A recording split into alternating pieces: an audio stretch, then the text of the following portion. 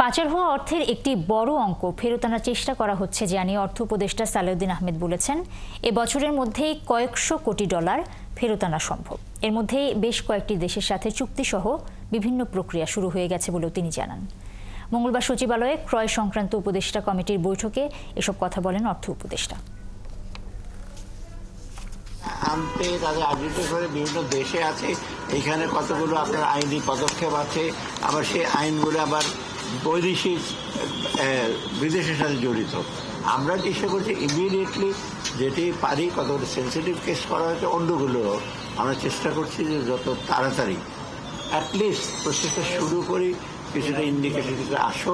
অনেক সময় দেখা যায় যে একদম হয়তো বড়দের 12 জন 11 জন দিয়েছি, তাদেরকে যদি না আরও 200 কোটি টাকার বেশি অনেক আইডেন্টিফাই করা হয়েছে, সব মিলে হয়তো আমরা আনতে পারবো।